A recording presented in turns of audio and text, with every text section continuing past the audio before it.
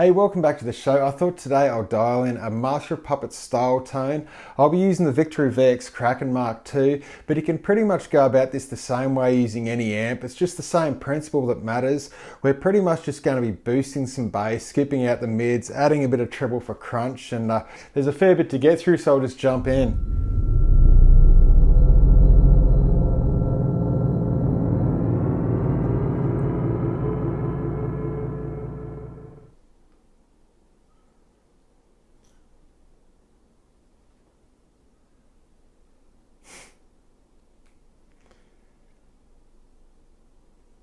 Lamb Chopper 351. How about it? Wow. So, mate, where's your shoes? You didn't get the memo? Nah, 3760 sent them out to everyone. We got to wear shoes now.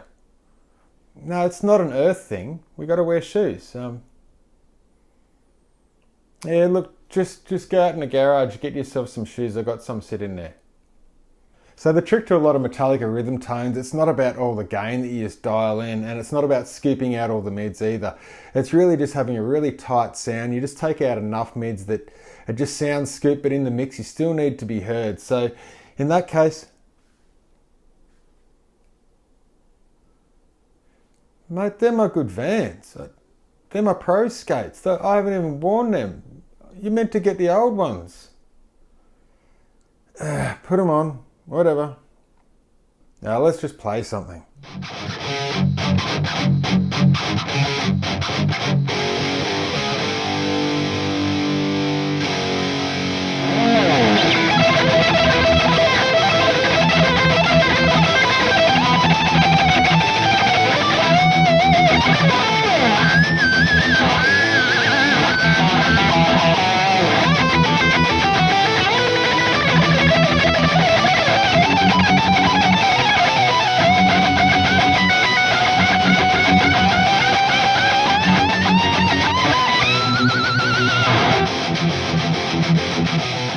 So back to where I was, the trick to getting a good rhythm tone, you just start with a fairly dry sort of signal. I'll turn off all the EQs and everything that we've got going on. So all we've got going now is the Fortin Zool Plus that's utilising the effects loop just to quieten things down. I'm using the key and key through feature with it. It's a really cool noise gate. But back to the amp, I'm on channel 2. This is the basic tone.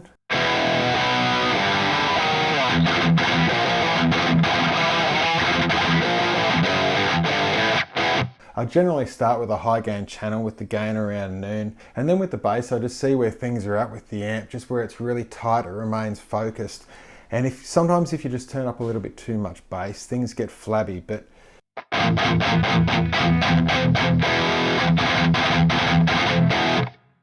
this is pretty tight even when you turn the bass up a little bit.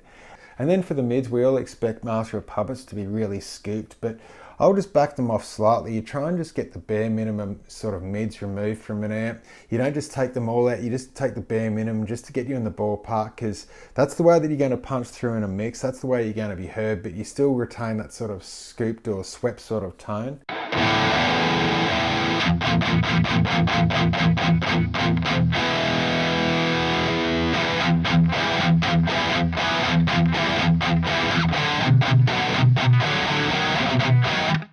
And that's pretty cool to my ears, just sweeping it a little tiny bit. You could even bring it back up a little bit more and give more mids. But on the surface, that treble just sounds a little bit too harsh in my ears. Like, we'll just back that off slowly.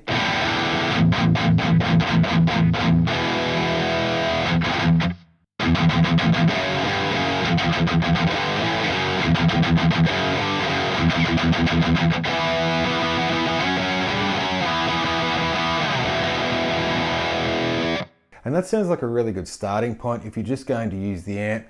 You can then go into the presence and just really define and get that right amount of sort of crunch and attack going on.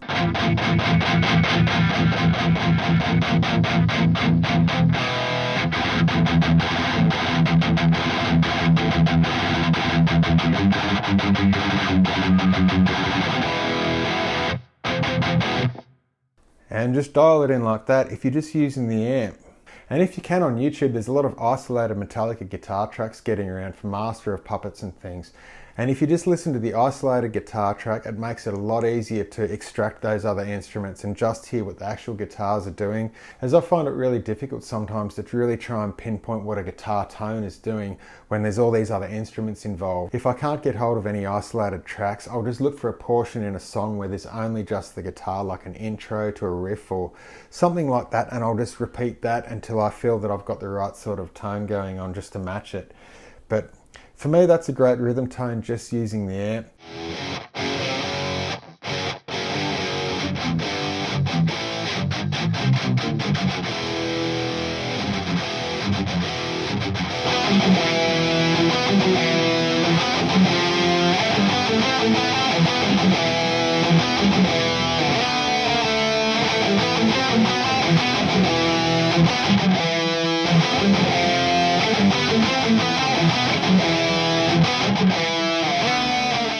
But if you've got an effects loop, I really suggest getting an EQ and just running an EQ through the effects loop of your amp. It means you can really keep a really tight focused tone going on with your amp. Set the amp just so it's a really good foundation and it's sounding tight, it's sounding really crunchy and heavy. And then I'll use an EQ in the effects loop just to sculpt those outboard frequencies and make it sound just like the record. So in this case, I'm going to wind up the mids just a little bit, back off that bass just so it's really tight. You can even bring the gain back just slightly, and then we turn on the EQ. I've got the Master Effects Puppet Master EQ, and this is just a really cool EQ that's based off the EQF2 B&B affix that Metallica used in the studio with Flemming Rasmussen. It's a hard-coded capture to what those EQs were set to back in the day with certain switching values and everything. This EQ is just really basic. It's just got the gains for each, but you're boosting the bass. As you wind that forward, you're actually cutting the mids. And then as you wind up the treble, it's actually like a treble shelf so that you're actually raising the whole shelf on the treble. And then you've just got the frequency dials for each, just so you can be really focusing on each of those frequencies. It's a really simple EQ. I love using it. It's really transparent. So if you were to turn off all these values, with all those values backed right off, it's absolutely transparent, and then you can just feed in whatever you want. If you just want a bass boost,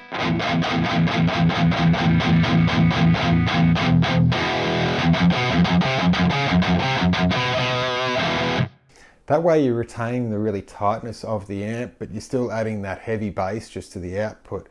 So it really makes things really cool. And then just scoop out enough mids. You can really go too far with this.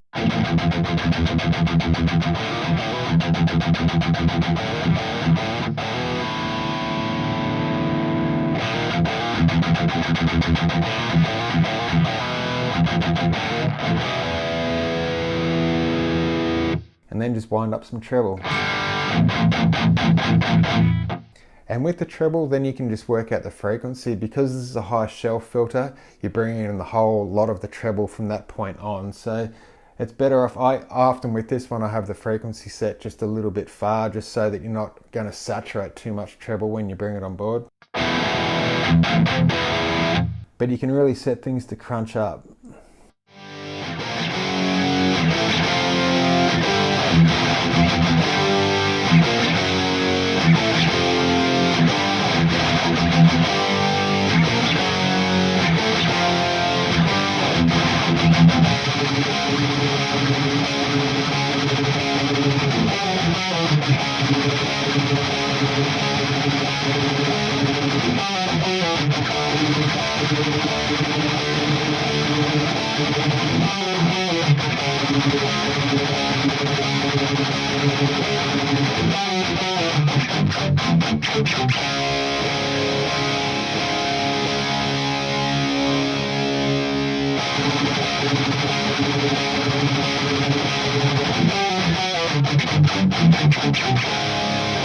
Then going from there to get a good lead style tone, Kirk was always renowned for using a tube screamer in front of the amp, but he always had his wah as well, and a lot of the solos, especially on Master of Puppets, they had that half-cocked sort of wah sound, and I've tried using the wah pedal and just putting it in front of the amp, and just running it through. But I find when it's in that half cock position, I can't really get the right sort of sweep where I'm just happy, where the guitar is real punchy and it still fits through, but some of the notes are really lost, some of them are dead, some of them are really easy to hear. But so something else I find works really well instead is I use the mkII 6-band, just boosting those mids around the 800 Hertz mark, and it just makes your guitar, you can keep all those values with your amp and everything, and it's really scooped and swept, but then you jump on the EQ and it just forces those mids, and all of a sudden your guitar can be heard, and it's great for solos. It adds that little bit of gain just to get that sustain. But now I turn on the mids that's going through the front of the amp, and the delay is going through the effects loop after the Zool.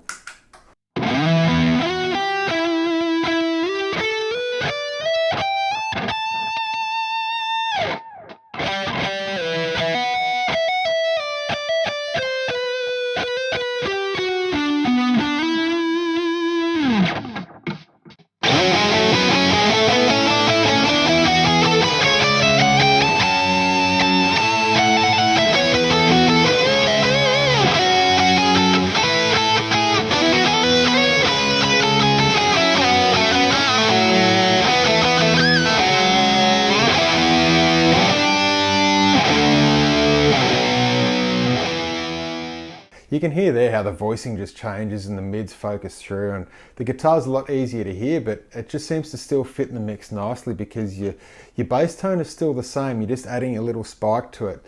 I find with a lot of guitar solos, if you change your tone far too much, then it just doesn't sit right when you play it with the rest of the mix. It's like it's far too distant. But if you just add one thing like a tube screamer or an EQ or something to it, you retain enough of that original amp sort of tone that it just seems to enhance the whole sound, and it just seems to sit really well in the mix. And as for outputting the tone today, I'm going through the 2 notes Torpedo Captor X, hopefully you can see it there, and that's simulating a Dave Mustaine 412, his actual signature cab with the V30s inside, and I've got an SM57 just off the dust cap on that, just in the software. It emulates a really true speaker and microphone combination, and I just find it such a great tool when I can sit in with my amps. I'm recording, I'm playing silently, but I get to use all my amps and have the valves working and get great sound out of it. It also acts as a power soak and absorbs all the load coming from the amp, so that you're not going to damage them just running them at high levels and things, and you don't need a speaker at all. If you want, you can have a speaker coming out of the 2 notes, and you can actually change the value of it just to be really quiet in the room while your amp is actually cranked. But it's just such a good tool, and it's absolutely necessary for what I do, especially when I've got the birds in the room. I don't want to damage their ears or anything like that. But something that's really cool, and I want to show you guys, a care package came in the mail the other day from 2 notes. It was totally unexpected. It was just a gift to celebrate their 15 years of 2 notes, and I've been a big supporter of what they do for the last few years, and I guess they appreciate it. Sent me out a brand new limited edition Torpedo Captor X, which I think is just so cool. I saw it on the website when I was looking up the links the other week, and I was like, it's just so cool. It's just such a vintage look. It's got an orange light when you turn it on. It's just, but thank you 2 notes. I truly am humbled. This is awesome. Appreciate it, really. But I guess that's about it, guys. I really just wanted to generically share how I go about dialing in certain tones. It doesn't matter what amp you've got, as long as you're just dialing in a similar tone. If it's a live sense, I think it'd do just fine, and you'd be heard and everyone would be happy. But all that being said, guys, 351, thank you. You can go, man. But leave my shoes. All right, guys, hope you enjoyed it. Take care. I'll see you next time. Bye.